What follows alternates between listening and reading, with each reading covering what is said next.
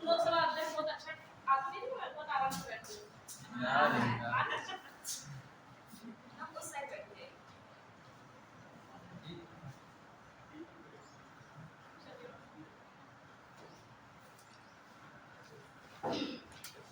लोकसभा अध्यक्ष जो टॉपिक है, मुझे चैन नहीं मिल रहा।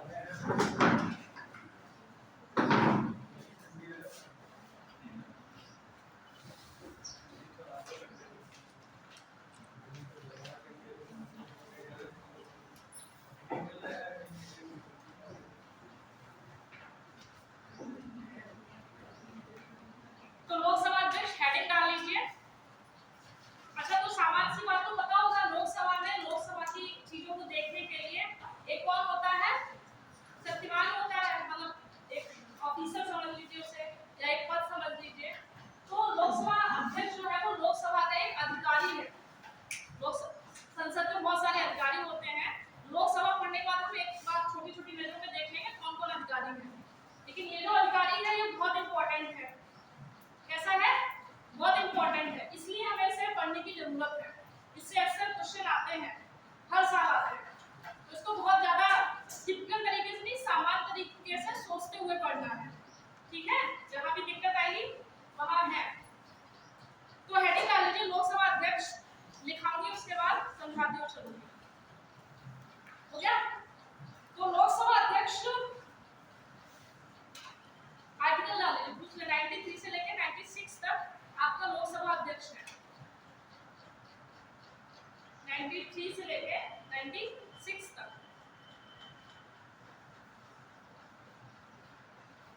अध्यक्ष के आगे लिखिए लोकसभा अपने सदस्यों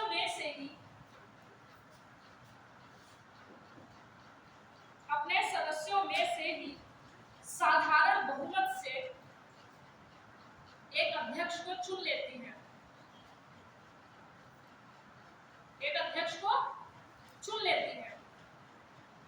अब मुद्दा ये होगा, मान लीजिए आप लोग जीत के आए, ठीक है, मान लीजिए आपकी पूरी लोकसभा है, ठीक, लोकसभा मतलब आप लोग जीत के आए हैं इस बार, है ना, तो आप में से चुनना होगा, तो किसी एक व्यक्ति को खड़ा कर लेंगे, सारे सदस्य मिलकर उसके लिए साधारण बहुमत से वोटिंग कर लेंगे, उसके बाद वो क्या बन जाएगा, लोकसभा अध्यक्ष। और लोकसभा अध्यक्ष जो होता है, लोकसभा अध्यक्ष के इसके अलावा एक जो है प्रोटेम स्पीकर, आप सुनते होंगे, प्रोटेम स्पीकर सुनते होंगे, तो प्रोटेम स्पीकर जो है जब लोकसभा अध्यक्ष नहीं रहता है तो प्रोटेम स्पीकर का काम होता है, क्योंकि भाई सदन में बैठने से पहले आपको सदस्यता दिलानी पड़ेगी थी कि नहीं, कैसे बैठ जाओगे, सदस्यता दिलाने के लिए प्रोटेम स्पीकर होता है। जैसे सदस्यता दी जाती है, प्रोटेम स्पीकर हट जाता है, उसके बाद आप एक नया अध्यक्ष चुन लेते हैं। मान लीजिए ये आए हैं, इस बार जैसे चुन के आए हैं, 5 साल बाद जब दूसरी सरकार आएगी तब तक ये क्या बन जाएंगे, यही प्रोटेम स्पीकर बन जाएंगे। या फिर कोई अगर नहीं ऐसा होता तो वरिष्ठ किसी व्यक्ति को पकड़कर प्रोटेम स्पीकर बना देंगे, ठीक है। तो प्रोटेम स्पीकर जो होते हैं सामान्यतः वो नई जब लोकसभा आती है तो उसमें शपथ दिलाने के लिए रहते हैं, क्योंकि आप संसद में बिना शपथ के नहीं बैठ सकते। कितनी बात समझ में आई या नहीं आई? चलिए लिखिए फिर। कार्यकाल 5 वर्ष,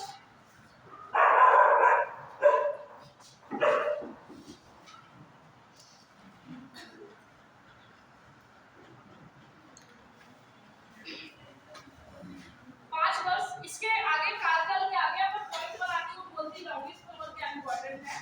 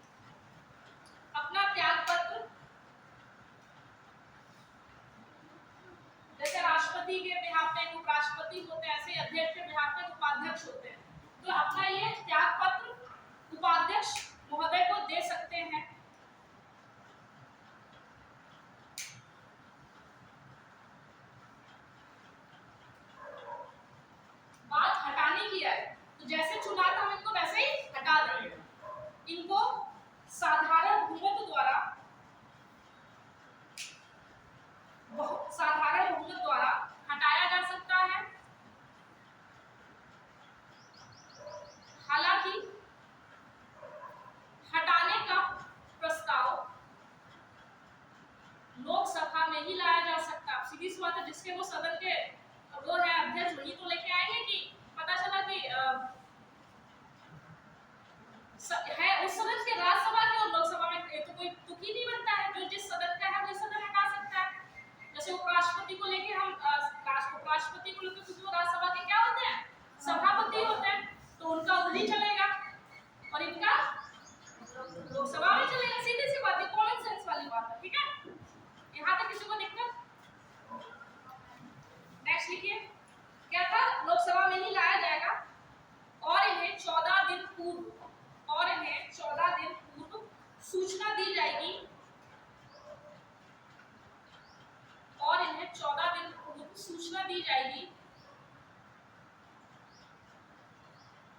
ये अपने बचाव में अपना पक्ष स्वयं रख सकते हैं। ये अपने बचाव में अपना पक्ष स्वयं रख सकते हैं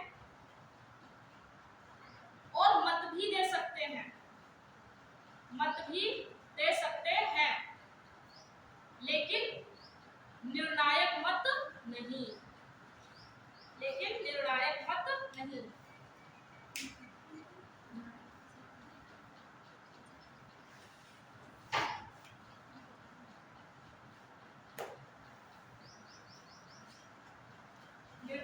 नहीं।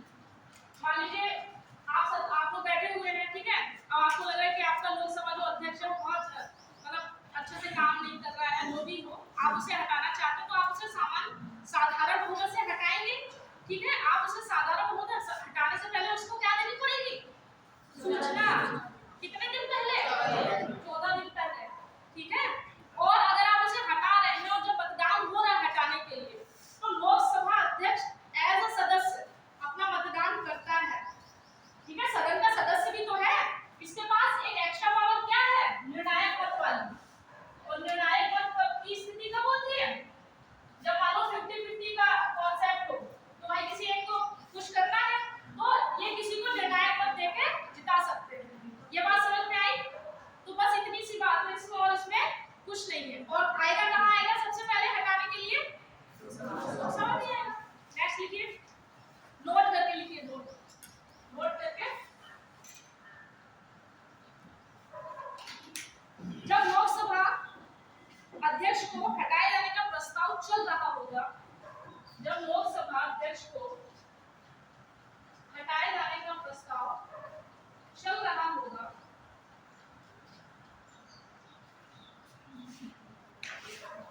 तो उसकी अध्यक्षता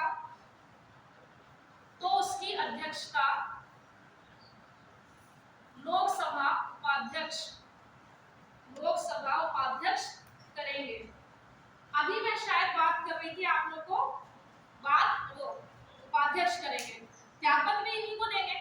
अभी मैंने बोला था जो पहलवान वाला मुद्दा है, वो क्या कह रहे हैं कि ब्रजभूषण सिंह को हटाइए पद से, पहले पद से हटा देंगे। अगर ऐसा होता, आप थोड़ा सा कंपेयर देखो, लोकसभा अध्यक्ष को उसके पद से हटा रहे हैं ना, तो फिर उसकी हैसियत कैसे रह जाएगी, अब उसकी हैसियत सदस्य के तरह रह जाएगी। और उसके ऊपर चल रहा है, कोई संकल्प लाया जा रहा है हटाने को लेकर, ठीक है, तो वो उस समय जो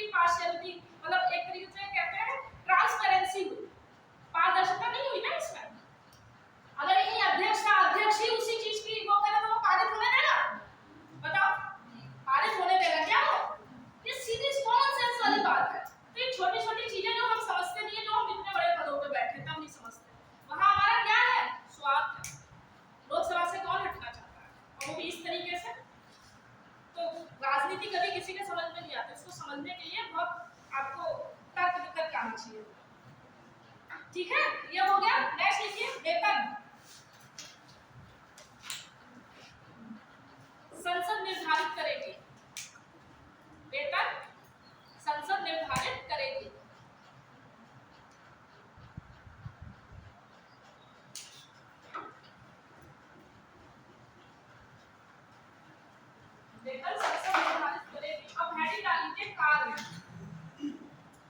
लोकसभा अध्यक्ष बहुत बड़ा नहीं है, लेकिन इसको अगर समझ लिया तो बहुत ज्यादा पढ़ने की भी जरूरत नहीं है। अब इसके जो कार्य है वो देखेंगे।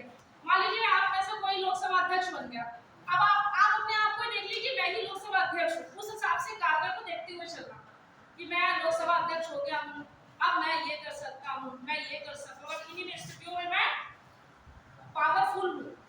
ये स्थितियां याद रहेंगी तभी आप अपने आप को राज्यसभा से थोड़ा सा अलग करके देख पाएंगे। जब मेंस में लिखने के आता तो सामान्यतः ये सब पूछता है कि किन स्थितियों में लोकसभा बड़ा है, राज्यसभा छोटा है, राज्यसभा बड़ा है, लोकसभा छोटा है, दोनों इक्वल है। ये सामान्य सी बात है। तो मेंस का जो पर्पस होता है वो यही होता है कि थोड़ा आप कितना सोच पा रहे हैं।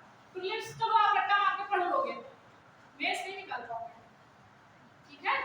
तो इसलिए थोड़ा सा सोचने का तरीका बदलो। लिखिए पहला तो कार्य इसका क्या होगा, सबसे इंपॉर्टेंट काम क्या होगा, लोकसभा की अध्यक्षता।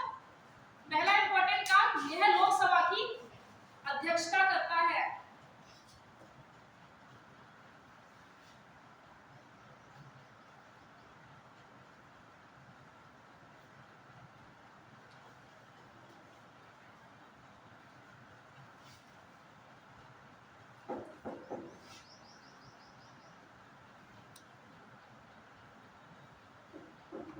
ठीक है, दूसरा धन विधेयक के संबंध में निर्णय देना।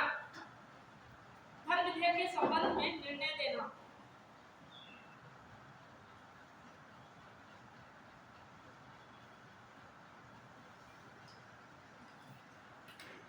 कोष्टक में लिख लेना 110(3) कि जब भी पढ़ो तो आपको पता होना चाहिए धन विधेयक के मैटर में उसका अंतिम निर्णय तो किसके तहत, कोष्टक में आर्टिकल 110(3।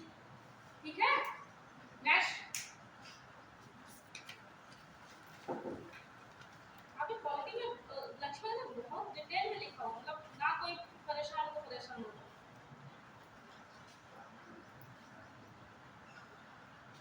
वह है संसद में संविधान का व्याख्याता होता है। वह संसद में संविधान का व्याख्याता होता है।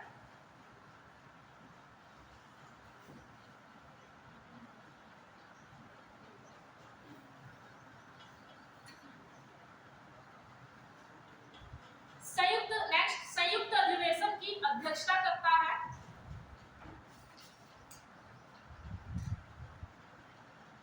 संयुक्त अधिवेशन की अध्यक्षता करता है। कोष्टक में लिख लेना, कंफ्यूज कहां हो गए, आहूत कौन करता है, तो यहाँ राष्ट्रपति, ताकि एक ही साथ चीजें क्लियर होते चले। ठीक है, तो ये सीधा सा अंतर समझ जाओगे। आहूत कौन करता है, राष्ट्रपति, और अध्यक्षता कौन करता है, स्पीकर करता है। नेक्स्ट लिखिए किसी विधेयक या प्रस्ताव के संबंध में, किसी विधेयक या प्रस्ताव के संबंध में निर्णायक मत देता है, और निर्णायक मत के आगे लिख लेना आर्टिकल 100। निर्णायक मत देता है, कोष्टक में लिखना आर्टिकल 100।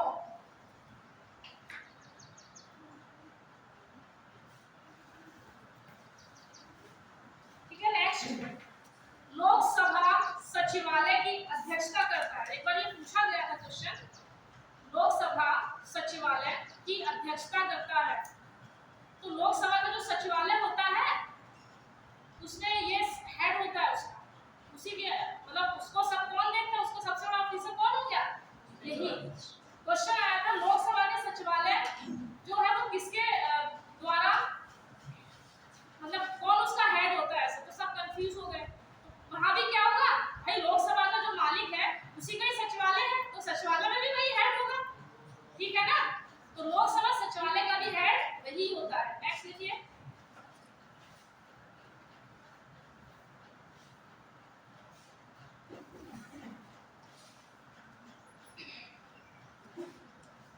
सदन के नेता के कहने पर, मतलब प्रधानमंत्री की बात हो रही है, सदन के नेता के कहने पर गुप्त बैठक का आह्वान कर सकता है।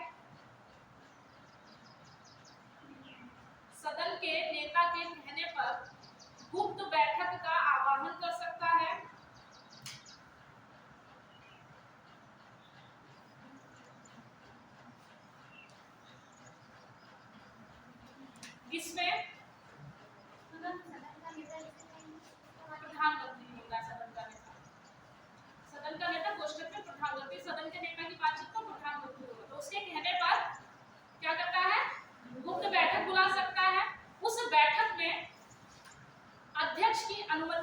भी अध्यक्ष की अनुमति से ही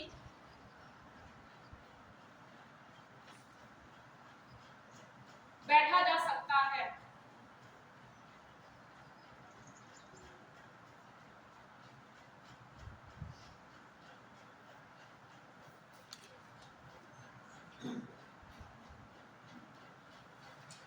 इंपॉर्टेंट 10वीं अनुसूची के अंतर्गत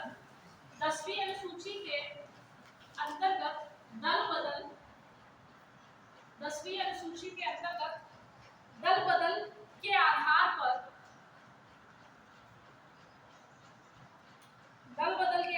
पर अध्यक्ष लोकसभा के किसी भी सदस्य की निर्हरता मतलब डिस्क्वालीफाई करने के लिए निर्हरता को निपटाता है, लेकिन इस संबंध में उसे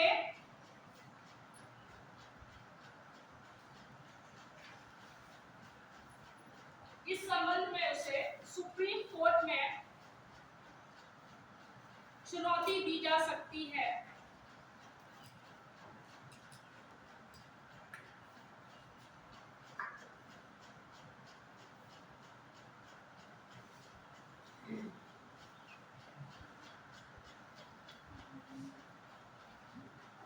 ठीक है, तो क्या कि जब भी वो कोई भी निर्णय ले रहा है, कौन सा निर्णय स्पेशली दल बदल के आधार पर 10वीं सूची में है ना, दल बदल। तो इसमें अगर कोई व्यक्ति क्या आता है, निर्भर घोषित हो जाता है या उसको इस आधार पर हटाया जाना हो, तो अंतिम निर्णय किसका होगा? स्पीकर का। तो इसको ये कर लेना, जैसे सारी चीजें तो तुमको पता हो, जो नहीं पता है उसको हमेशा स्टार कर दिया करो। जैसे हम हमेशा करते हैं कि परावैंगिक किरणें जो होती हैं वो हमें बचाती हैं, है ना, वो जो लेयर होती है वो हमें परावैंगिक किरणों से बचाती है, इससे होने से कैंसर हो सकता है, हमेशा पढ़ते हैं।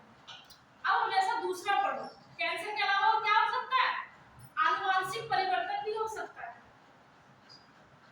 मतलब हमारी आदत क्या होती है, हमें जो आता है उसको पढ़ने की कोशिश करते हैं, जो आता है वो तो भूल के नहीं जाओगे ना, इतना भरोसा रखो, उसके लिए आपने दूसरा याद करो। ठीक है, अब दूसरा याद क्या? ऐसे इसीलिए ऐसे पीसेस का ये पहले सबको पता था परावैंगिक और कैंसर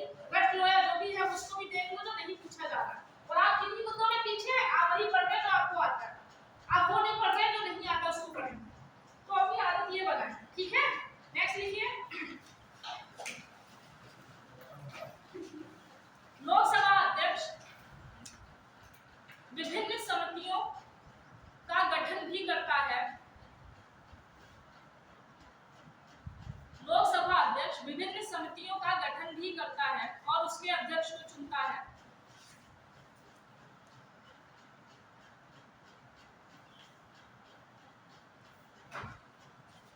लेकिन निम्नलिखित समितियों का वह स्वयं हेड होता है।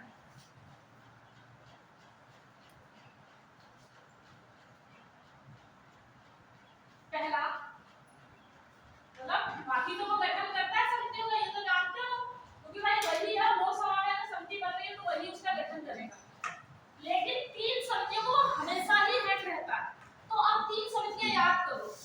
पहली, सामान्य प्रयोजन की समिति, इसका वो हेड होगा। ठीक, नियम समिति,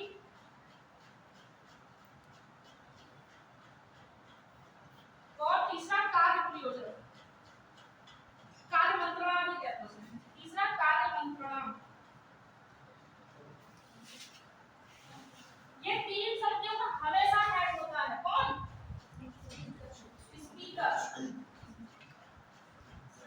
ठीक है, ये तो पता है कि हाँ समितियों का, लेकिन कौन सी 3 यही समितियां पूछी जाती हैं कि कौन सी समितियां हैं जिनका वो हमेशा हेड होगा। फूट में दे देगा, 1 दे देगा, 2 दे देगा। जैसे मान लीजिए ऑप्शन ए हो गया, बी हो गया, सी हो गया और डी कह दिया, इनमें से कोई नहीं, इनमें से कोई नहीं, तो सब बच जाएंगे। कोई और, एक और, जैसे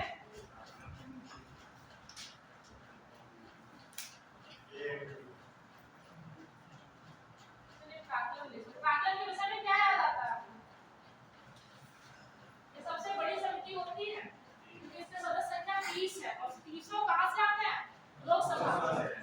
ठीक है, तो ये हो गया, आपको पहला ग्रुप दे दिया, पहला विकल्प दे दिया 1 और 2, दूसरा दे दिया 1 और 3, चौथा दे दिया 1 4 3 और पांचवा दे दिया 1 3 2। ठीक है, तो सबसे पहले तो कोशिश करना कि तुम्हें कौन कौन से आते हैं, हमेशा आंसर ढूंढने में एक सब में, तो एक सब में होगा। इस तरीके से उसको हमेशा क्वेश्चन को आज हम वही डिस्कस करेंगे थोड़ी देर बाद कि कैसे चीजों को प्रैक्टिस करें। मैंने बोला था प्रैक्टिस करने के लिए पेपर, तो आज मैं पेन ड्राइव लेके आई, तो उसमें हम 3 साल के पेपर एक देखेंगे। ठीक है, तो इसमें कौन सा आपको पता चल गया कि ये 3 एकदम याद कर लो, इसको SNK करके याद कर लो, या जो तुम्हें ठीक लगे पिक बना दो। मतलब सामान्य, नियम और कार्यक्रम।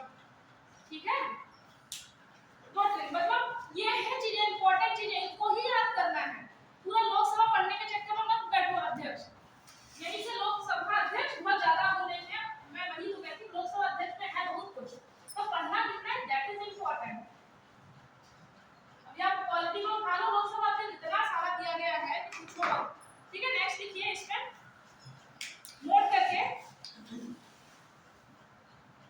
जब लोकसभा अध्यक्ष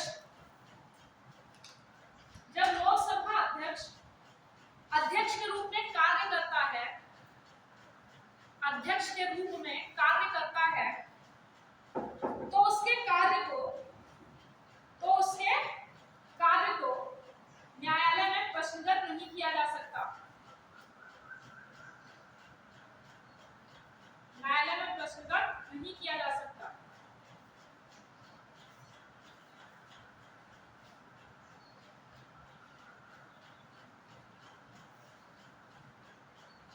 ठीक, लेकिन अब यही लेकिन वाली चीज में थोड़ा सा सतर्क हो जाना। लेकिन यदि वह सचिवालय की बैठक की अध्यक्षता कर रहा है, यदि वह सचिवालय की बैठक की अध्यक्षता कर रहा है, तो न्यायालय में उसे प्रश्नगत किया जा सकता है। इंपॉर्टेंट क्या हो गया इसमें, जब तक अध्यक्ष महोदय हैं और किसकी अध्यक्षता कर रहे हैं, लोकसभा की, तब तक कोई मैटर नहीं न्यायालय का। ठीक है ना, लेकिन ये किसी और के भी हेड है, इनका एक सचिवालय भी है। ठीक ना, लोकसभा सचिवालय, उसके वो हेड है, और जब वो उनकी बैठकों की अध्यक्षता कर रहे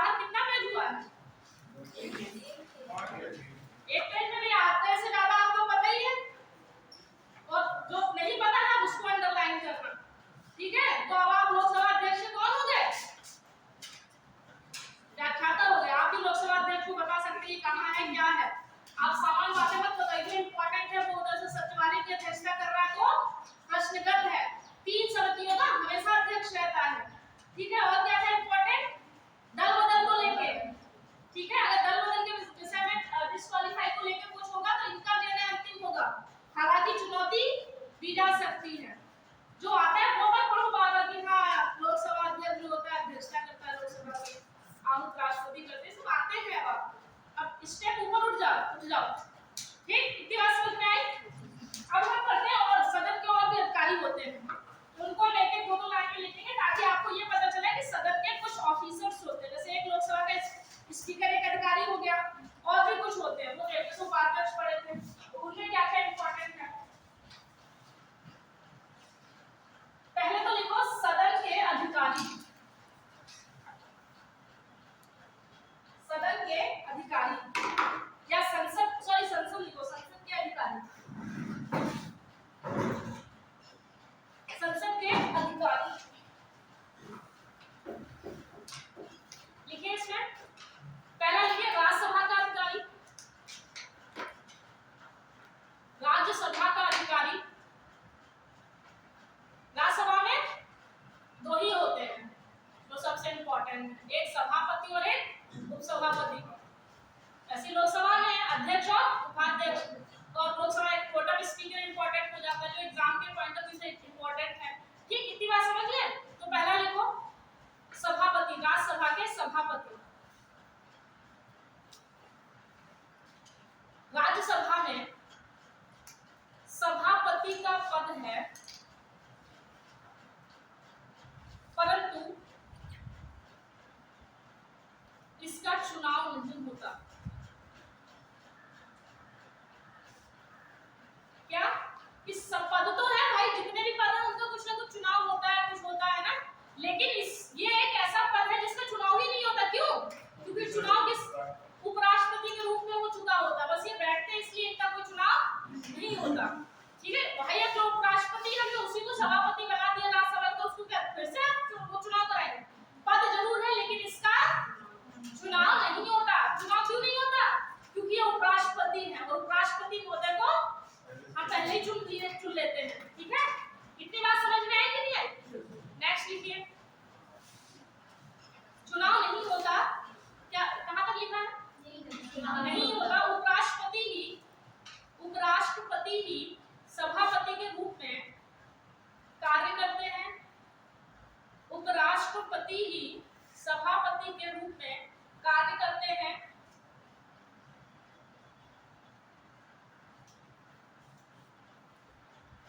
तथा राज्यसभा के पदेन सभापति होते हैं, तथा यही राज्यसभा के पदेन सभापति होते हैं।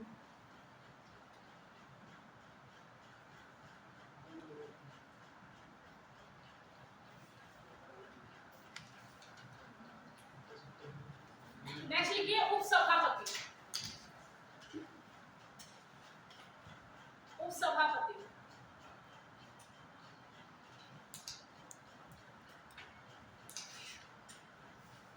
इसमें लिखिए राज्यसभा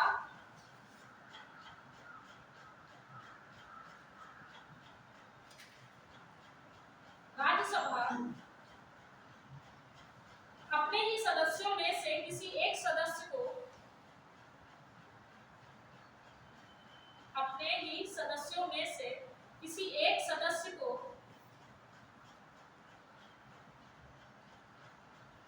साधारण बहुमत से उपसभापति के रूप में चुन लेता है।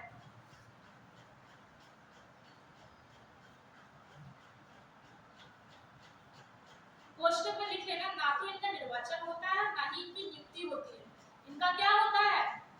चयन होता है। मैंने आपको अभी इससे पहले एक बताया था कि प्रधानमंत्री की क्या होती है? नियुक्ति होती है। अभी टीसीएस का एग्जाम हुआ था, उसमें यही पूछा गया था, प्रधानमंत्री की मतलब प्रधानमंत्री की होती है नियुक्ति, निर्वाचन, चयन या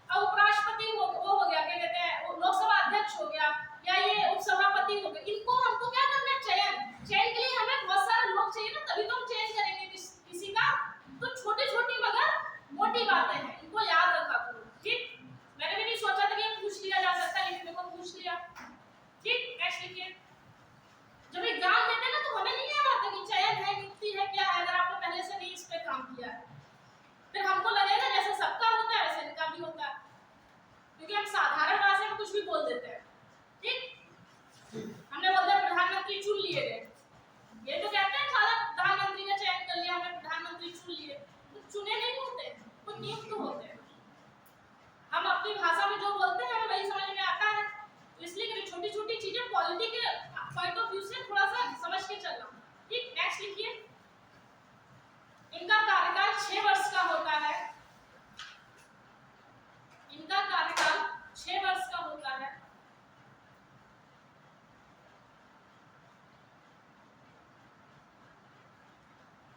अगर जैसे अभी था कि इनको अगर त्यागपत्र देना हो तो ये किसको देंगे?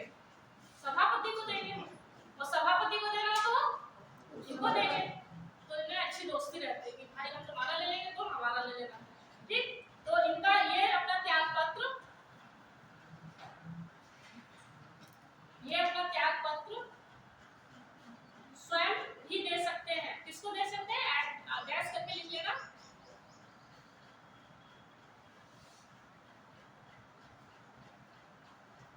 किसको दे सकते हैं? नेक्स्ट लिखिए।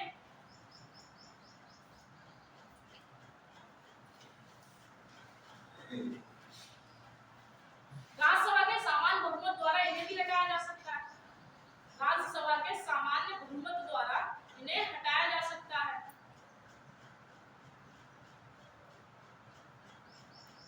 तो स्टार्टिंग में ये जब रूम बना होगा, ये क्लास बनी होगी, तो सोचो कोई व्यक्ति इस लेवल तक सोच पा रहा कि पंखा बच्चों पे ना लगे। पीछे देखो, पीछे अगर ये ऊपर लगे इसीलिए तो लगे कि पंखा ना बच्चों पे गिरे,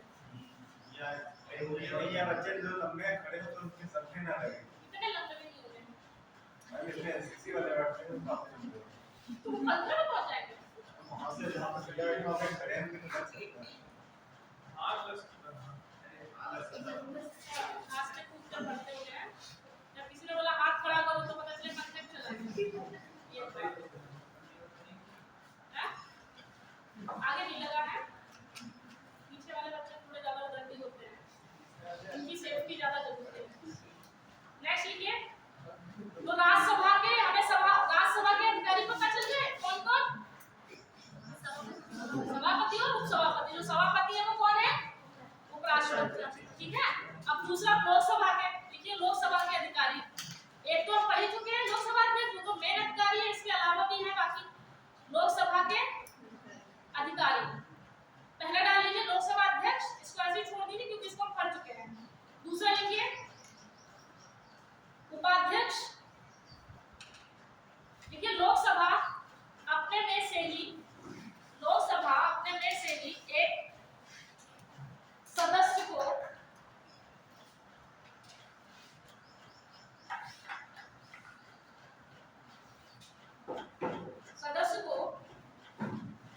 उपाध्यक्ष के रूप में चुन लेती है, चयन कर लेती है।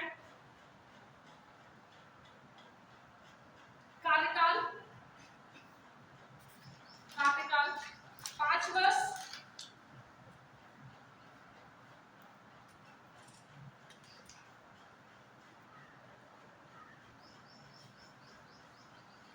इसमें लिखिए इनके कार्य लिखिए। पहला कार्य क्या होगा? जब अध्यक्ष नहीं होगा तो इसीलिए इनको चुना गया है।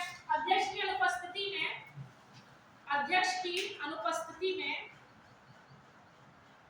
लोकसभा की अध्यक्षता करना,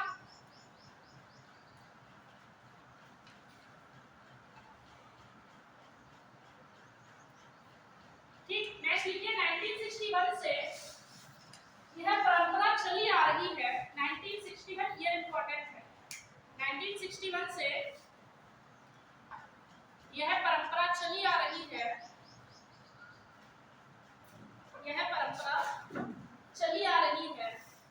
कि लोकसभा का उपाध्यक्ष विपक्ष का नेता होता है। लोकसभा का उपाध्यक्ष विपक्ष का नेता होता है और लोकसभा का अध्यक्ष सत्ता पक्ष का। 1967 से परंपरा चली आ रही है कि लोकसभा का उपाध्यक्ष होगा वो कहां से होगा? विपक्ष के नेता के रूप में, मतलब जो भी विपक्ष का होगा उसमें से किसी एक को चुन लेंगे वो। और अध्यक्ष कौन होगा? हमेशा सत्ता पक्ष से होता है, ठीक है। ये बात समझ पाए? नेक्स्ट लिखिए महासचिव भी होता है लोकसभा में। महासचिव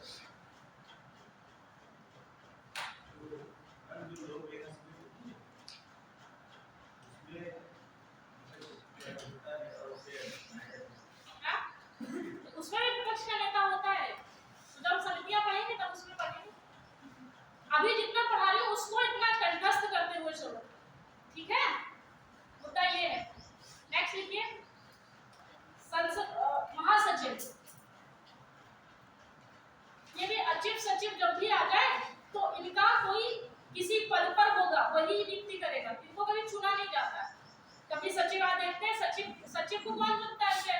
मान लो ये हो गए, बहुत सारे सचिव देखते हैं, ये इस मंत्रालय का सचिव, उस मंत्रालय, तो उस मंत्रालय का जो हेड होता है वही चुनता है, ठीक है। तो संसद का जो महासचिव है वो लिखिए, लोकसभा अध्यक्ष इनकी नियुक्ति करता है, लोकसभा अध्यक्ष इनकी नियुक्ति करता है।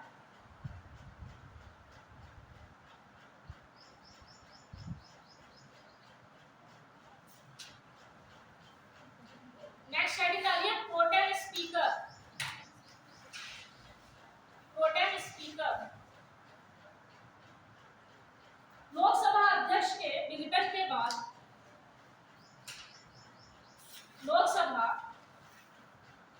अध्यक्ष लोकसभा के विघटन के बाद, लोकसभा अध्यक्ष लोकसभा के विघटन के बाद भी एक नई लोकसभा के गठन तक, एक नई लोकसभा के गठन तक अपने पद पर बना रहता है।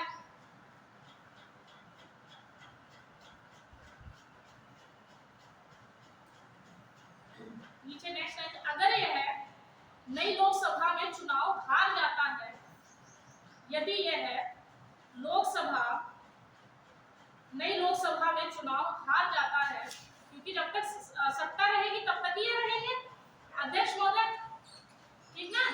तो मान लीजिए अगर नया चुनाव आया और वो नहीं रही सत्ता जो जिसकी थी, तो पहले लिख लो फिर समझा दो, कंफ्यूज हो। नई लोकसभा में चुनाव हार जाता है तो राष्ट्रपति नए सदस्यों को शपथ दिलाने के लिए, तो राष्ट्रपति नए सदस्यों को शपथ दिलाने के लिए किसी अनुभवी सदस्य को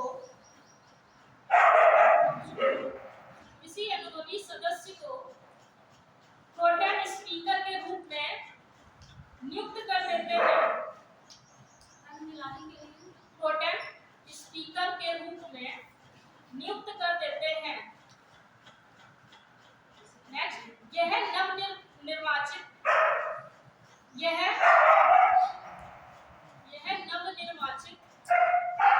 सदस्यों को शपथ दिलाता है। यह नवनिर्वाचित सदस्यों को शपथ दिलवाता है।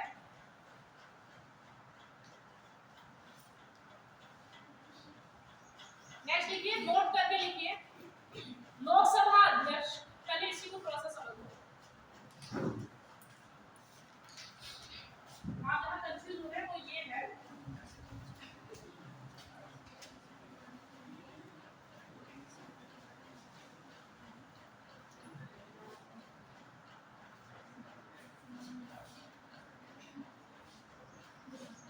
प्रोटेम स्पीकर में दो इंपॉर्टेंट बातें हैं। क्या? अगर जैसे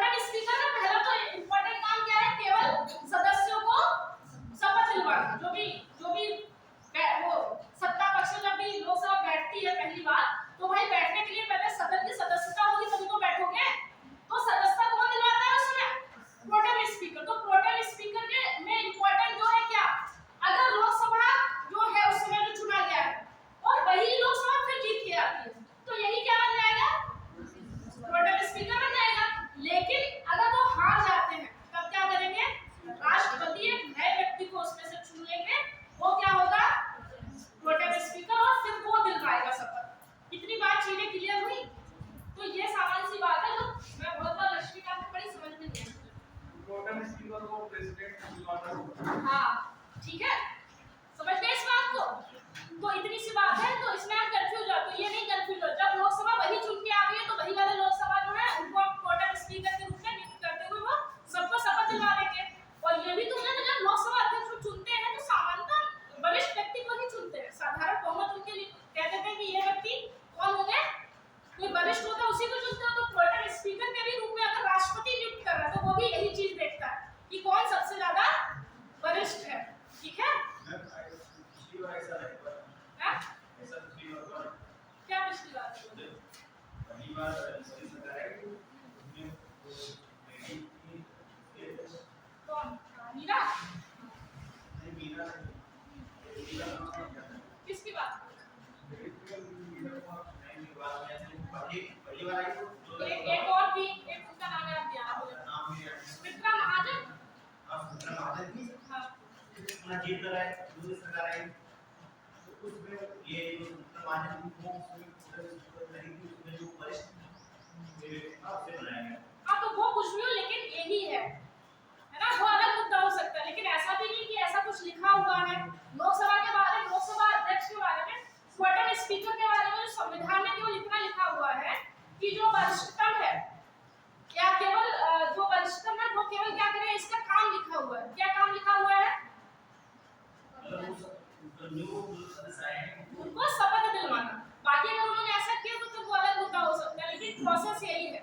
लेकिन ये जरूरी नहीं है कि लोकसभा जो पहला अध्यक्ष था वो दोबारा जो हाँ बिल्कुल जरूरी नहीं है, लेकिन एक नियम हो सकता, मतलब एक ये बात है, साधारण परंपरा मतलब जो होती है, मैं कहती हूँ ना संविधान दो चीजों से चलता है, एक तो अपने नियम कायदे कानून, एक जो परंपरा चली आ रही है, कुछ परंपराओं के आधार पर भी हमने चीजें अडॉप्ट कर ली है। जैसे प्रोसेस तो ये भी है कि आप जब भी कोई प्रस्ताव लेके आते हैं आपको समितियों को देना होता है ना। वो किसान वाली जो जब हम विधेयक लेके आए तो हमने समितियों को नहीं दिया था, पर हम उसमें उंगली नहीं उठा सकते ना, वो अलग मुद्दा है उनका। लेकिन हमें जो क्वालिटी के पॉइंट ऑफ व्यू से पढ़ना है तो हमें पढ़ना ही है, ठीक है? इस बात को समझ पाए, ठीक है? तो यही होता है, जब हम बहुत ज्यादा चीजों को देखते तो हमें ये चीजें क्लियर होती है कि यार होता तो ऐसा है लेकिन हुआ ऐसा है, तो हमारी चीजों को क्लियर हो जाता है। समझ रहे हैं इस बात को? बोल दो थोड़ा। नेक्स्ट लिखिए, कुछ वन लाइनर चीजें हैं जो पूछ लेता है, नोट करके लिखते रहिए, वन लाइनर चीजें हैं। लिखिए, लोकसभा अध्यक्ष अध्यक्ष के रूप में शपथ नहीं लेता। लोकसभा अध्यक्ष के रूप में शपथ नहीं लेता, वह सदस्य के रूप में शपथ लेता है, क्योंकि वह पहले सदस्य है ना।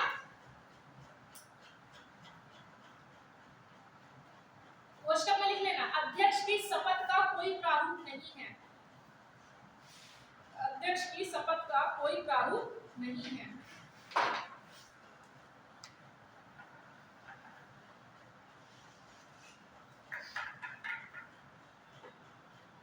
देखिए, भारत के प्रथम लोकसभा अध्यक्ष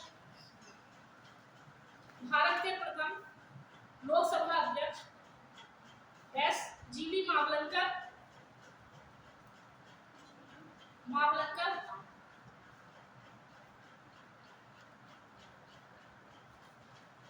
भारत के प्रथम उपाध्यक्ष, लोकसभा उपाध्यक्ष एएस अयंगर,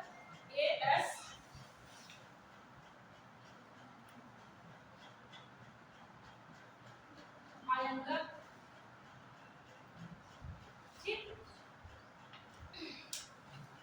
नेक्स्ट ये लोकसभा के पढ़ लिए, अब राज्यसभा के हमें पता होना चाहिए पहले। तो राज्यसभा के प्रथम सभापति कौन होंगे? जो प्रथम उपराष्ट्रपति रह चुके होंगे। तो राज्यसभा के प्रथम सभापति राधाकृष्णन, सर्वपल्ली राधाकृष्णन। वर्तमान में कौन होगा?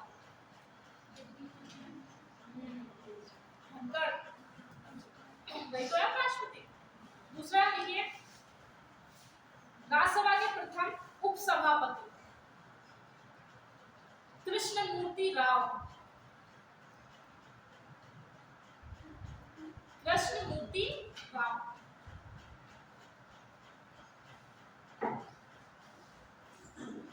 कृष्णमूर्ति राव। नेक्स्ट लिखिए, लोकसभा की प्रथम महिला, लोकसभा की प्रथम महिला उपाध्यक्ष मीरा कुमार।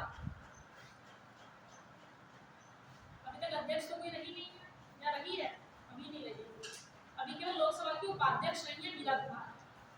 नेक्स्ट लिखिए, निम्नलिखित लोकसभा अध्यक्ष के खिलाफ हटाने का प्रस्ताव पारित किया गया। तो लोकसभा को हटाया जा सकता है, तो ये 3 लोग थे जिनके खिलाफ ऐसा प्रस्ताव आया था। पहला, जीबी मावलंकर, बेचारे पहले थे, उन्हें पहली बार में ये सामना करना पड़ गया। जीबी मावलंकर, क्या हुआ? छूट गया कि नहीं? क्या छूट गया बोलो? हाँ? मीरा कुमार लिख ली, लोकसभा की प्रथम महिला उपाध्यक्ष मीरा कुमार। नेक्स्ट लिखिए, निम्नलिखित लोकसभा अध्यक्षों को के प्रति हटाने का प्रस्ताव या संकल्प लाया गया। क्या आप लिख लिया? नेक्स्ट लिखिए, पहला कौन थे? जो पहली बार बने थे, उनको पहली बार ही फेस करना पड़ गया ये। दूसरा लिखिए, हुकुम सिंह। तीसरे, बलराम झाकड़। ऐसे ही कूट में दे दिया, मान लो कि इनमें से किन किन के खिलाफ उनको हटाने का प्रस्ताव लाया गया था। ठीक, कौन कौन आए? वो मावलंकर, हुकुम सिंह और तीसरा बोलिए बलराम झाकड़। लिखिए, हेडिंग डालिए, सरकार के प्रकार। कौन कौन सी सरकार है? सरकार के प्रकार। सरकार के प्रकार, सरकारें कितनी प्रकार की होती हैं? ऐसे ही वन लाइनर में कभी पूछ ले कि कौन सी सरकार को क्या कहा जाता है। पहले लिखिए, कार्यवाहक सरकार एक होती है, एक होती है कार्यवाहक सरकार। इसके नाम से ही समझ में आ रहा है ना? कोई सरकार नहीं है तो इसको कार्य करने के लिए चुना जा सकता है। तो लिखिए इसमें, जब लोकसभा का विघटन कर दिया जाए, जब लोकसभा का विघटन कर दिया जाए और नई लोकसभा के गठन तक, और नई लोकसभा के गठन तक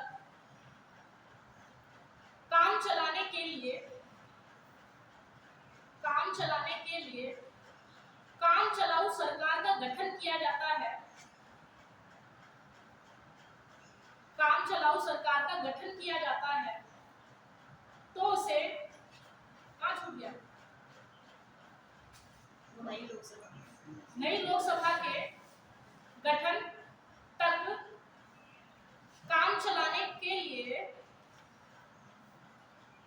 काम चलाऊ सरकार का गठन किया जाता है तो उसको कार्यवाहक सरकार कहा जाता है। तो हमारे टाइम पे ऐसा हुआ है चंद्रशेखर की सरकार के समय। देखिए एग्जाम्पल लिख लो, चंद्रशेखर की सरकार, वो वाले भगत सिंह चंद्रशेखर भी ये हुआ करते थे, चंद्रशेखर। ठीक है, नेक्स्ट लिखिए, अल्पमत की सरकार। अल्पमत की सरकार, जब कोई पार्टी या राजनीतिक दल, जब कोई पार्टी या राजनीतिक दल बाहरी समर्थन के आधार पर सरकार चलाती है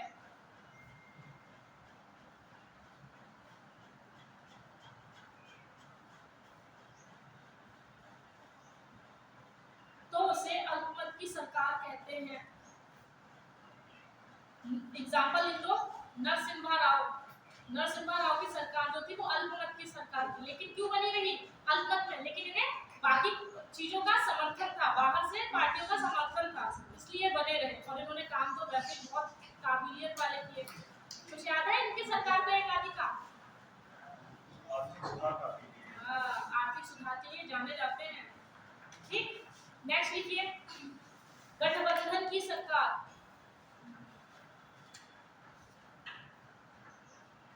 जब कई पार्टियां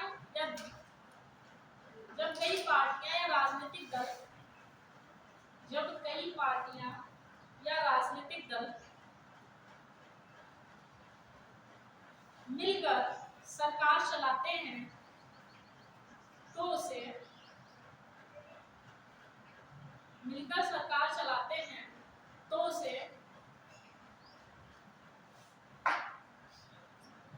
गठबंधन की सरकार कहते हैं। जैसे इनका एग्जांपल इन लोग देवगौड़ा की सरकार,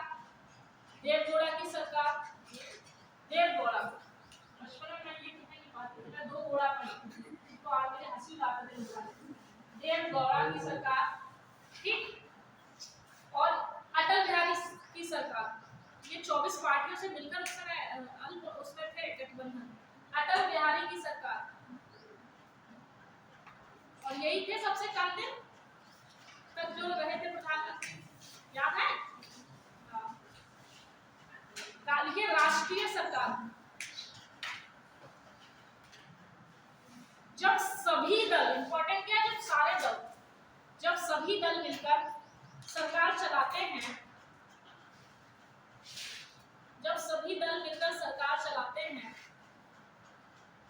और इसमें विपक्ष नहीं होता है तो उसे क्या कहते हैं? राष्ट्रीय सरकार कहते हैं। नेक्स्ट लिखिए अंतरिम सरकार। ये सरकार के टाइप्स हैं। नेक्स्ट लिखिए अंतरिम सरकार। जब नए संविधान का निर्माण किया जाना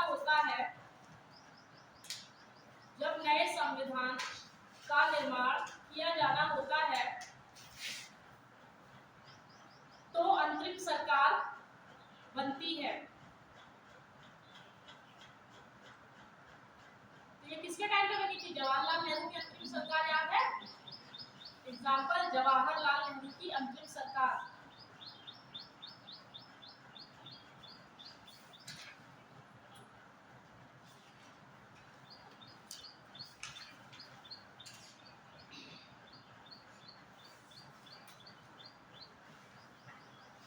ठीक है, कितना हो गया? इसमें कुछ टफ लगा क्या? एक बात पढ़ोगे ना बहुत तीखी नजर से और बहुत स्लो पढ़ोगे ना तो समझ में आ जाएगी हमको पढ़ना क्या है। ठीक है, हमको क्लास मतलब स्ट्रेटजी के लिए बोला गया था, तुमने हमको याद नहीं दिलाया, हमको याद दे। किस किस की स्ट्रेटजी है एग्जाम की, जिसने बना रखा है कि ये स्ट्रेटजी होनी चाहिए? हाथ उठाओ। दोनों की, तीनों की स्ट्रेटजी है। आप आइए, इधर आइए, आप ही आइए, क्या दिक्कत आई?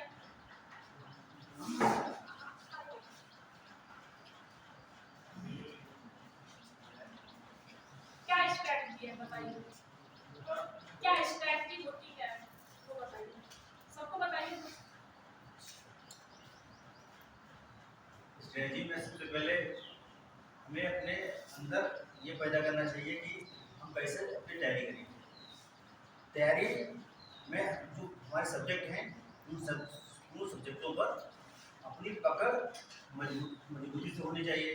जो हमारे हमको आते हैं उन पर कम समय देना चाहिए, जो टॉपिक जो नहीं आते उन पर अधिक समय देना चाहिए, और नियम को मतलब रोज अपने रूटीन के अनुसार पर डे उन सब्जेक्टों पर ध्यान देना चाहिए जो हमें मतलब कठिन लगते हैं। मार्कर से या जो पहले से पढ़े हुए हैं उनको अंडरलाइन किए हुए इस समय पढ़ते हैं, मतलब जो पहले से पढ़ रखा है अंडरलाइन है तो वो अंडरलाइन वही है जो हमें कठिन लगते थे, जो हमें नहीं आते थे, उस समय उन्हीं को रिवीजन करते हैं। बढ़िया, ताली तो बजा दो। आप आइए, आपकी स्ट्रेटजी बताइए। जब हम यहाँ आते हैं ना तो हमारा एक कॉन्फिडेंस बिल्डअप होता है। यहाँ आते समय हमें पता होता है बोल क्या रहे हैं, सोच क्या रहे हैं। वहाँ तो आप कुछ भी बता देंगे। यहाँ आने का बुलाने का मुद्दा है कि देखो पानी पी के सर बात, आप बुलाने का मुद्दा है बताओ।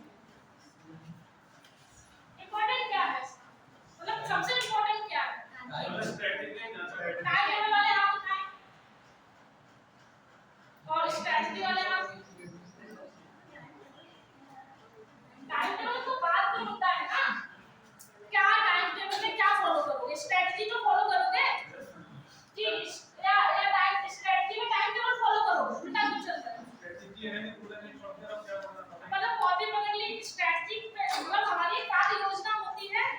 जैसे ये योजना चल रही थी, इसकी भी कार्य योजना है हर एक सब्जेक्ट की, वैसे आपकी भी अपनी कार्य योजना होनी चाहिए। तो जो स्ट्रेटजी टाइम टेबल तो आपको ये बताता है कि आपके पास कितना समय है और आप अपनी पढ़ाई को कितना समय दे रहे हैं। सीधी सी बात, इतनी बात समझ में आई। मान लीजिए किसी के पास टाइम 10 घंटे है, किसी के 5 घंटे है, क्योंकि आप लोग अभी जो है मतलब सब बिजी रहते हैं, कोई पढ़ाई कर रहा है, कोई कुछ कर रहा है। तो ये हमें ये बताता है कि हमारे पास टाइम टेबल क्या है। अब इस टाइम टेबल में तुम्हारा वो एक क्लास वाला नहीं होना चाहिए, तो आप देखो तो बहुत बड़ा टाइम टेबल है। केवल यहाँ ये मत देखो, टाइम टेबल में सिर्फ इतना लिखो कि आप कब पढ़ोगे। आप ये फालतू का मत लिखो कि किस क्लास ये देखो कि ऐसे कौन से टाइम है जिस वक्त मैं फ्री रहती हूँ या फ्री रहता हूँ। तो वहां पर केवल उतना वो 5 घंटे निकलेगा, 3 घंटे निकलेगा। पहले तो आपको ये समझ में आएगा कि मेरे पास एग्जैक्टली टाइम है कितना पढ़ने का। उस हिसाब से चिंता दिमाग को मैसेज आएगा, यार टाइम मेरे पास बड़ा कम है। तो एक आपके दिमाग में आएगा रात तो है मेरे पास, रात में कुछ घंटे पढ़ लूंगी या पढ़ लूंगा, ठीक ना। ये तो टाइम टेबल होता है। हम लोग टाइम टेबल लगाना स्टार्ट करते तो क्या करते हैं, मैं बताती हूँ सब क्या करते हैं। अच्छा पहला 4 बजे उठे, ठीक। फिर दूसरा 1 घंटे आपके डेली रूटीन के काम, ये टाइम टेबल में लिखते हैं ज्यादातर बच्चे, ठीक। तीसरा लिखेंगे नाश्ता हमको करना है 20 मिनट में। ये अभी तक इसमें अभी ये नहीं आया कि आप पढ़ किस वक्त रहे हैं। अभी आपने ये टाइम लगाया कि हम 4 बजे उठे, अपने डेली रूटीन की चीजें की, उसके बाद हमने नाश्ता किया, उसके बाद आएगा न्यूज़पेपर पढ़ना। ये ऐसे क्यों बनाते हैं, ऐसे कितने लोग बनाते हैं, सामान्य ऐसे ही मतलब बच्चे लोग शुरू करते हैं। तो ये नहीं होना चाहिए। टाइम टेबल में समझना होना चाहिए कि आप सुबह उठे तो आपके पास सुबह में कितना टाइम है कि आप कितने घंटे पढ़ सकते हैं। मान लो आप जितने बजे भी उठते हो आप मान लीजिए आपके पास सुबह केवल 2 घंटे हैं, ठीक। तो पहले तो आपको ये पता होना चाहिए टोटल घंटे मेरे पास है कितने, 2 घंटे हो गए। फिर पूरे दिन आप बिजी रहे क्लास और ये सब करते करते आप घर पहुंचे, फिर आपने देखा आप मेरे पास केवल रात का समय है, तो रात का समय 3 घंटे निकाल लो। ये तो कर ही सकते हैं, मुझे लगा सब कर सकते हैं कि नहीं। आपने 2 घंटे 3 घंटे 5 घंटे पढ़ाई बहुत है अभी आपके लिए, बहुत है। मतलब मैं बता रही हूँ धीरे इसको इंक्रीज करना, जैसे जैसे पढ़ाई में मन लगने लगे इंक्रीज करना, ठीक। आपके पास 5 घंटे, अब आप ये तय करो कि आपको कैसे पढ़ना। उस 5 घंटे में फिर आप स्ट्रेटजी का टाइम टेबल समझ में आया क्या है। स्ट्रेटजी बताती है कि हमारे पास कितने दिन की कार्य योजना है और हमको कैसे दिन लिखने हैं। उसके बाद हमारी कार्य योजना है क्या। पहली कार्य योजना सबसे इंपॉर्टेंट क्या, सब्जेक्ट का पहले डिसाइड करो कि आपको कौन कौन से सब्जेक्ट पढ़ने हैं। ये नाम बोलो, आपको कौन कौन से सब्जेक्ट पढ़ने हैं। अब जैसे आपने सारे सब्जेक्ट लिख लिए, वही गलती नहीं करना। सब्जेक्ट में सबसे पहले तो क्योंकि आपके पास टाइम कितना है 5 ही घंटे तो है ना, तो सबसे पहले सब्जेक्ट में डालो तो जिनका पोर्शन एग्जाम में बहुत बड़ा है वो बहुत अच्छे से तैयार होने चाहिए। छोटे तो आप बाद में भी कर लेंगे, एक बार ये हो जाएगा। छोटों को चेक करके हम अक्सर बड़ों को छोड़ देते हैं, ये नहीं करना। सबसे पहले हमने डाल लिया हिस्ट्री, ठीक। हिस्ट्री इंपॉर्टेंट है, पॉलिटी इंपॉर्टेंट है, करंट इंपॉर्टेंट है, ठीक। उसके बाद आपका और सबसे पहले एनवायरनमेंट इंपॉर्टेंट है। उसके बाद इधर आपका बायोलॉजी इंपॉर्टेंट है और कुछ इकोनॉमिक्स का बहुत ज्यादा क्वेश्चन नहीं आता है। इकोनॉमिक्स आप देखेंगे स्टैटिक एक दो क्वेश्चन आता है, बाकी इकोनॉमिक्स करंट बेस पे आता है। बजट होगा उस समय, बजट भी आया, बजट हो गया यूपी का, केंद्र का, आर्थिक समीक्षा, इतनी सारी चीजें हो जाती हैं, ठीक। तो अभी जो इंपॉर्टेंट है इकोनॉमिक्स का स्टैटिक क्वेश्चन करने के लिए जैसे बहुत इंपॉर्टेंट, तो आईएएस में इकोनॉमिक्स बहुत इंपॉर्टेंट है। आपको इकोनॉमिक्स नहीं आता तो आईएएस नहीं कर सकते। जब आपकी स्टैटिक क्वेश्चन कंप्लीट होगा तभी आप करंट से जोड़ पाएंगे। एक हो गया हिस्ट्री, हो गया पॉलिटी, करंट, एनवायरनमेंट, बायोलॉजी, और कौन सा बचना है मोस्ट इंपॉर्टेंट ज्योग्राफी। कौन कौन सा, इंडियन ज्योग्राफी बहुत डिटेल से पढ़ा होना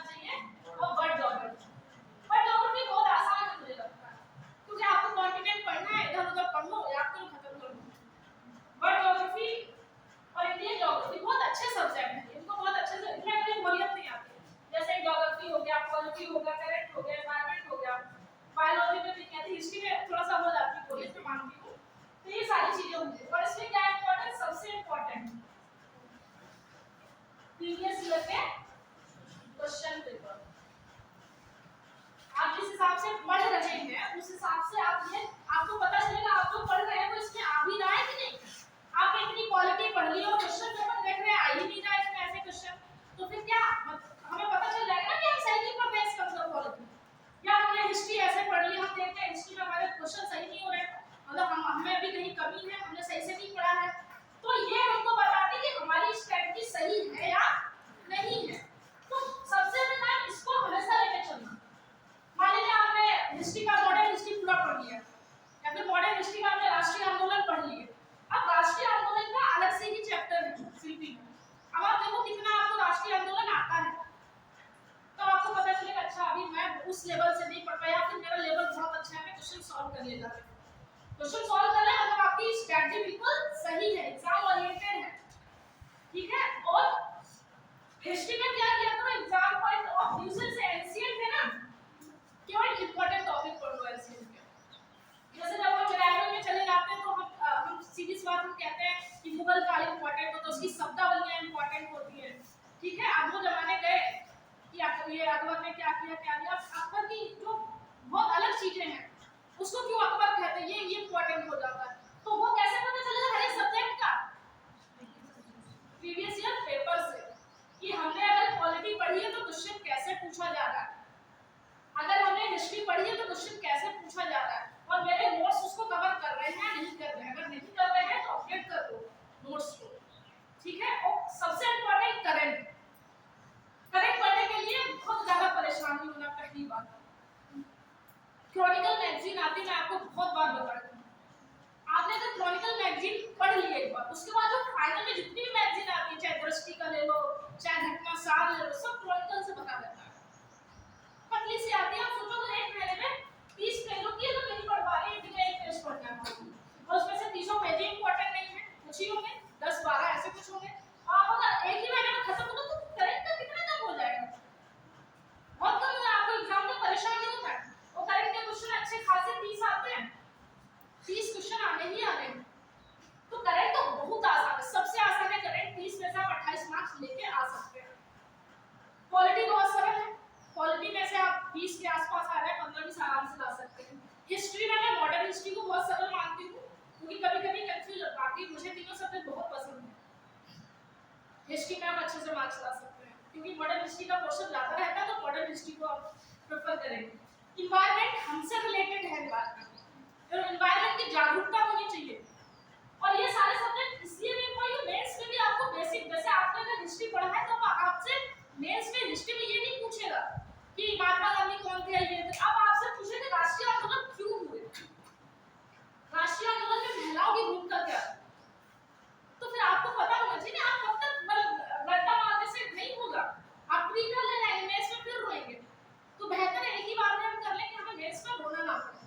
तो जो मेंस है वो हमारी चीजों को ब्रॉड करता है, और आपने पहले से ब्रॉड पढ़ लिया तो आपको मेंस में परेशान नहीं होना पड़ेगा, बस आंसर राइटिंग सीखनी पड़ेगी, टाइम टेबल सीखेंगे हमें कैसे 2 घंटे में 3 घंटे में चीजों को मैनेज करना है, समझ रहे इसको आप, और कैसे हम अपनी चीजों को कम में बोले। जैसे मेंस में सबसे इंपॉर्टेंट क्या होता है कि हमारे पास वो वर्ड लिमिट होती है, आप इससे ज्यादा नहीं लिख सकते।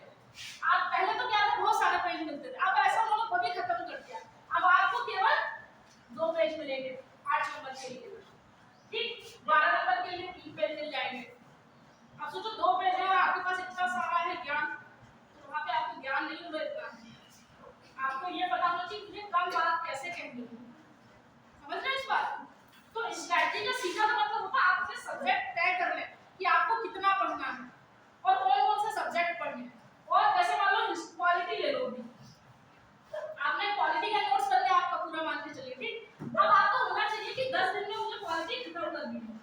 आप लोग क्या कहते हैं कि 1 साल तक का बना लेते हो, भाई क्यों 1 साल का 1 महीने में खत्म करने की हिम्मत रखो, क्यों आप 1 साल का बनाते हो, कभी ऐसा मत करना। आप हमेशा बनाओ कि मुझे पॉलिटी 10 दिन में खत्म करनी है, और 10 दिन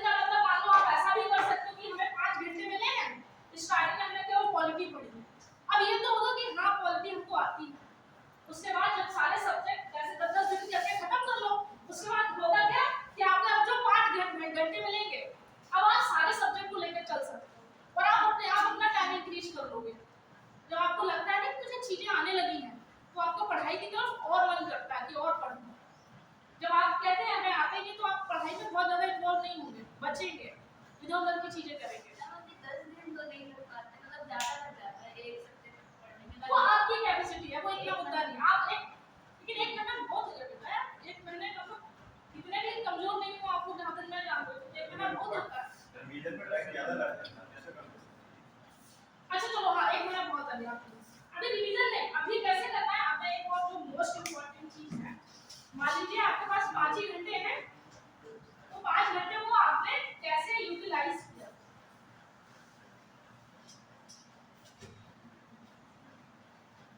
चलिए क्वालिटी है, हम एक अच्छे सब्जेक्ट पे बात कर लेते हैं। क्वालिटी है, आपको इसको कितने दिन में खत्म करना है, 30 दिन में, ठीक ठीक ना, 30 दिन। और आपको कितने घंटे मिल रहे हैं, 150 घंटे मिल रहे हैं एक महीने में, ठीक ना। अब आपको ये पता है कि मुझे क्वालिटी खत्म करना है। अब आप ये तय कर लो, जैसे मान लो इतनी मोटी मेरी ये कॉपी है, मैं 2 घंटे में ये खत्म कर देती हूँ, बैठती हूँ तो जैसे ये कॉपी है, आप तय कर लो, कुछ मत तय करो। जैसे मैंने पहला पेज शुरू किया, मैं पहले पेज से जब क्वालिटी सीखी थी तो मैंने पहले पेज से एक एक शब्द बड़ा ध्यान से, मुझे बहुत टाइम लगा, एक महीना मान कर चल सकते, थोड़ा कम ही लगा पर चलेगा आपका। एक एक शब्द को बहुत ध्यान से पढ़ो, ठीक। जैसे मान लो अगर मैंने स्टार्टिंग में मैंने मान लो ज्यादा नहीं, मैंने 10 पेज पढ़े, इसमें मुझे पता नहीं कितने पेज है, वो अपना नोट कर लेना कि कितने पेज हैं। जैसे डाल लेते हैं ना तो एक आइडिया हो जाता है कि कितने पेज हैं, उनमें इतने दिन में मैं इतना खत्म कर लूंगा। मान लो मैंने 10 पेज पढ़े स्टार्टिंग में, मैंने अपना रूटीन ही बना लिया कि मुझे 10 पेज तो हर हाल में पढ़ने चाहे कुछ हो जाए, ये स्टार्टिंग का। जब आपने 10 पेज पढ़े ना, वो बहुत धीरे पढ़े तो बहुत टाइम लगेगा, नो डाउट परेशान मत होना, लेकिन आपने शुरुआत बहुत अच्छी की है कि आप स्लो पढ़ रहे हो, समझ के पढ़ रहे हैं, ठीक। अब जब दूसरे दिन जब 10 पढ़ोगे पेज, तो 10 जब पढ़ना जब उसके बाद रिवीजन मार दो, क्योंकि आपने अंडरलाइन किया तो बहुत इंपॉर्टेंट चीज है। तो मुश्किल से आप ऐसे देखो, अच्छा ये बस ऐसे रिवीजन करना, ये नहीं कि फिर से एक को पढ़ा, केवल एक मोटी नजर, दिमाग को मैसेज है, अच्छा ये तो कल पढ़ा था कुछ, आपको ये शब्द नहीं पढ़ना है, बस देखना है, अच्छा ये था 10 में, इसमें ये था, फिर उसके बाद दूसरा, इसको छोड़ के आगे मत बढ़ना, क्योंकि अगर ऐसे करोगे तो जब लास्ट तक आओगे तब लगेगा ये वाला सब छूट गया। तो ये नहीं करना, ये बहुत कठिन स्ट्रेटजी है, लेकिन अगर ये कर लिया तो पहली बार में प्री निकलेगा, मैं ये गारंटी से लिख के दे देती हूँ। हमारी प्रॉब्लम ये होती है कि हम रिवीजन करते जाते हैं, पीछे में छोड़ के चले जाते हैं, वो नहीं करना। आपका रिवीजन कल मान लो 2 घंटे में हुआ था, तो आज 30 मिनट में हो जाएगा 10 पेज, और ये भी तय है धीरे धीरे ये घंटे भी कम हो गए आपके। तो ये आदत बना लो, ये बहुत कठिन स्ट्रेटजी है, लेकिन यहीं से स्टार्ट करो। आप 10 नहीं, आप 5 पेज पढ़ो, ठीक है, लेकिन अभी एक एक सब्जेक्ट उठा के पढ़ो, क्योंकि 10 सब्जेक्ट लेके चलोगे तो पूरा कंफ्यूजन रहेगा। पहले एक एक सब्जेक्ट उठा के उसे समझते हुए चलो, अभी टाइम है, आराम से कर ले जाओगे, बहुत वो नहीं है। अभी एक महीने में तुम 2 सब्जेक्ट उठा ही सकते हो, अब क्वालिटी 5 घंटे तो नहीं पढ़ते रहोगे, 2.5 घंटे बांट लो, क्वालिटी बांट लो और अपना मॉडर्न हिस्ट्री बांट लो, दोनों पढ़ो, और दोनों से थोड़ा सा वो भी मिलेगा, क्योंकि मॉडर्न में जो चीजें हुई वो क्वालिटी से स्टार्ट हुआ है ना, हुआ कि नहीं हुआ, इतने सारे एक्ट आए, वो किस वजह से आए, जब आंदोलन शुरू हुए, राष्ट्रीय आंदोलन, समझ पा रहे हैं, बहुत सी चीजें हमने नई नई जोड़ी, हम स्वतंत्र हुए, उसके बाद तो हमने अपना संविधान बना लिया। तो चीजों को ऐसे कर दो, लेकिन एक महीने में 2 सब्जेक्ट हर हाल में लेके चलो, हर हाल में मतलब हर हाल में। आपके नोट्स बन ही गए होंगे, कुछ बचे होंगे, नहीं बने तो कोई दिक्कत नहीं, जितना बन गया उतना का तो करो भी, लेकिन वो पहले वाला छोड़ के नहीं चल रहा है। अगर पहले वाला छोड़ा तो लास्ट तक फिर लगेगा मैंने कुछ नहीं पढ़ा, और फिर वही सिचुएशन पे आ जाओगे तो यार मैंने कुछ पढ़ा ही नहीं, तो वो नहीं करता। ये 30 मिनट भले पहले वाले दे देना, ये बहुत इंपॉर्टेंट है, और ये करना ही सबसे बड़ी बात हो जाएगी। आपने जिस दिन ये कर लिया, आपका सिलेक्शन कोई नहीं रोक सकता, और ये करना बहुत मुश्किल है, मैं लिख के दे रही हूँ आपको, आप कर नहीं पाएंगे। लेकिन अगर ये कर लिया कि हमने कल को 10 पेज पढ़े थे, आज से मैंने 10 पेज को रिवीजन किया फास्ट, और उसके बाद मैंने नया कुछ पढ़ा, तो मैं लिख के दे रही हूँ, आप पूरी क्वालिटी से जुड़े रहेंगे। लाइब्रेरी का रहता है कि बैठे रहते हैं, लेकिन घर पे उतना बैठने से नहीं बन पाते कि भाई 2-3 घंटे बैठे हुए हैं। लाइब्रेरी का आप देख लो, लाइब्रेरी में कितना टाइम दे पाओ, जितना दे पाओ वहां घर कम कर दो थोड़ा सा टाइम, वो आपके ऊपर है, हमें अब देने तो है। अब ये गार्ड मान लो कि मुझे 5 घंटे देने चाहे कुछ हो जाए, वो ऐसे 5 घंटे जिसमें कोई डिस्टर्ब ना करे,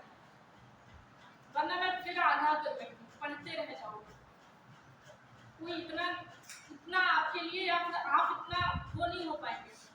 बार बार कहती हूँ मैं इस बात को, पढ़ते रहो पढ़ते रहो। और ये उम्र आपने पढ़ ली ना तो आपकी आगे की उम्र बहुत एकदम शौकत से सामो शौकत से कटेगी। तो इस बार थोड़े से जो भी है दिक्कतें सहन करो। एक बार बन गए ना तो सब सल्यूट मारेंगे। तो वो वाला एटीट्यूड रखो, और उस एटीट्यूड को पाने के लिए 5 घंटे बहुत कम है। यहाँ पर जब शहरों में निकलोगे ना तो देखोगे लोग 15-15 घंटे पढ़ते हैं। मैं अपना बता रही हूँ, मैं सुबह निकल जाती हूँ, रात में 10:30 बजे आती हूँ। सोचो मैं मान लो 8 बजे निकल गई और 10:30 बजे आ गई तो मैंने कितना पढ़ा होगा, तो किस लेवल से पढ़ा होगा,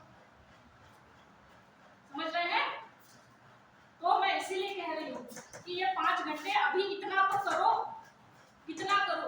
और एक बात सच है, जब आप करते हैं ना तो ऊपर वाला नेचर सब साथ देते हैं। ईमानदारी से एक बार पढ़ो तो सही, ईमानदारी से चीजें करने की कोशिश तो करो, ईमानदारी से वो ललक तो लाओ। तो बस पढ़े जा रहे हो, बस चल रहा है, ये पढ़ रहे हैं, बस ये करोगे तो फिर उसी टाइप से चीजें भी होती है। उस डायलॉग सेशन बहुत इंपॉर्टेंट है कि आप किसी चीज को शिद्दत से चाहो तो पूरी कायनात आपको उससे मिलाने में लग जाती है। ये सच है। आप पढ़ाई उतनी शिद्दत से चाहो, इतनी मन से करो ना, तो आपको पढ़ाई के लिए रास्ते खुल जाएंगे। मैं अपना बता रही हूं, मैंने कभी नहीं सोचा था कि मैं लखनऊ आके पढ़ूंगी। हालांकि मैंने अपने फादर से बोला था कि मुझे कानपुर जाना है एमबीबीएस की तैयारी करने के लिए। फादर ने मना कर दिया कि नहीं, ये हम मतलब जो भी रहा मुद्दा वो अलग मुद्दा है। लेकिन मेरी लगन थी, मेरा इतना पढ़ाई से इतना प्यार था। घर में सब चले जाते थे छत पे सोने, तो उस समय लाइट नहीं रहा करती थी, तो मैं वो जो टेबल लैंप आती है उस लैंप को जला के घर में आराम से चटाई डाल के मैं पढ़ा करती थी। और छोटे में घर में सब मुझसे परेशान थे, इतना क्यों पढ़ती है? पापा तो कहा करते अपनी दुकान हटा लो, खाना खा लो। तो मैं दुकान लेके बैठ जाती, तो मेरा ये रूटीन था। तो वो ललक जिस दिन लगोगे ना तो सब आएंगे, ऊपर वाला नहीं मदद करेगा कि वो ललक रखो। अगर केवल ऐसे पढ़ते रहोगे तो पढ़ते रहोगे। और अभी अच्छा होता है, अभी कर लोगे तो लखनऊ वाले इंस्टीट्यूट में आपका एडमिशन हो जाएगा। एक बार वहां पहुंच गए तो तुम लोग और आगे पहुंच जाओगे, फिर पीछे नहीं लौटोगे। ये मैं लिख के दे रही हूँ। तो गंभीरता लाओ अपनी चीजों में, अपने व्यवहार में गंभीरता। मतलब अगर मैंने 5 घंटे डन किए हैं तो ये तो देख लो कि मैं 5 घंटे पढ़ा भी कि नहीं पढ़ा। तो 2 ही सब्जेक्ट में, इससे ज्यादा क्या होगा कि आप 2 सब्जेक्ट भी नहीं 2.5 घंटे पढ़ पा रहे हैं। और एक अक्षर पढ़ो, जब तक समझ में ना आए तब तक आगे ना बढ़ो।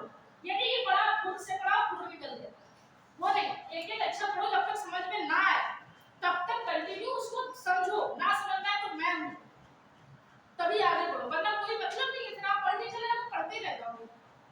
बहुत ज्यादा एनसीईआरटी चक्कर में भी मत पढ़ो, आपके अच्छे नोट्स बनवाएंगे तो उनको पढ़ो। तो ये वाली स्ट्रैटेजी कौन कौन फॉलो करेगा, मैं लिख के दे रही हूँ। आप लोग का सिलेक्शन 100% होगा, आपने इस तरीके से पढ़ा।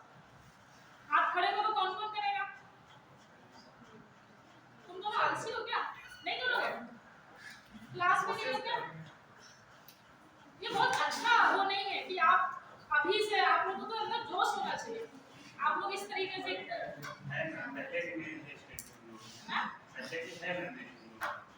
तो जो भी हो बस ये है, बस पढ़ो। इस उम्र में सिर्फ पढ़ो, किसी फालतू